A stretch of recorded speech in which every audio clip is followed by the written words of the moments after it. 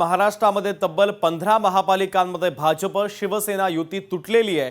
मुंबईत भाजप 137 तर शिवसेना 90 जागा लढवणार आहे। जळगावमध्ये भाजप 46 तर शिवसेना 23 जागा लढवणार आहे। जळगावात राष्ट्रवादी 6 जागा लढवणार असल्याची माहिती आहे।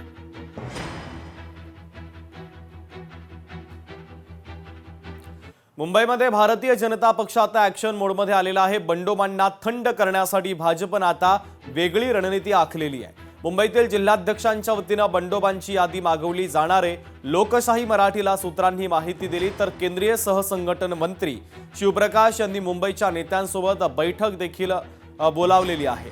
अर्जाची मुदत संपल्यानंतर मुंबईतील बंडोबांचा संपूर्ण आढावा घेतला जाणार आहे। बंडखोरांना संपर्क करण्यासाठी स्थानिक नेतृत्वांना सूचना तर लोकशाही मराठीला विश्वसनीय सूत्रांनी ही माहिती दिली आहे। उद्धव ठाकरे आणि राज ठाकरे यांच्यामध्ये तब्बल 2 तास मातोश्रीवर आज बैठक झाली। प्रचाराची रणनीती ठरवण्यासंदर्भात दोन्ही नेत्यांमध्ये सविस्तर चर्चा झाली। सेना आणि मनसे युतीचा वचननामा, प्रचारातील मुद्दे आणि सभेच्या संदर्भात या दोन्ही नेत्यांमध्ये महत्त्वाची खलबतं झालेली आहेत।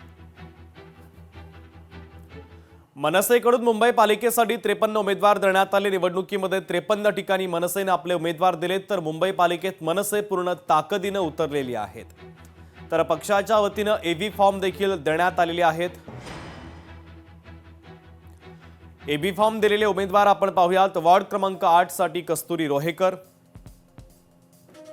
वॉर्ड क्रमांक 10 साठी विजय कृष्णा पाटील, वॉर्ड क्रमांक 11 साठी कविता बागुल माने, 14 साठी पूजा कुणाल माईनकर, 18 साठी सदिच्छा मोरे, 20 साठी दिनेश साळवी, 21 साठी सोनाली देव मिश्रा, 23 साठी किरण अशोक जाधव, 27 साठी आशा विष्णू चांदर, 36 साठी प्रशांत महाडिक,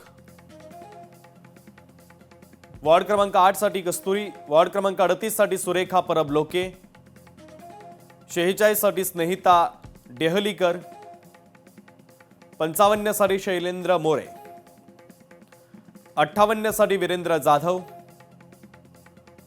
67 साठी कुशल सुरेश धुरी, 68 साठी संदेश देसाई। पुढची महत्त्वाची बातमी आपण पाहूयात। पुण्यामध्ये शिवसेना आणि भारतीय जनता पक्षामध्ये चांगलंच बिनसलं। शिवसेनेने दिलेली 15 नावं वाचून भाजपकडून चर्चा बंद करण्यात आली। त्या 15 जणांची यादी लोकशाही मराठीच्या हाती लागलेली आहे।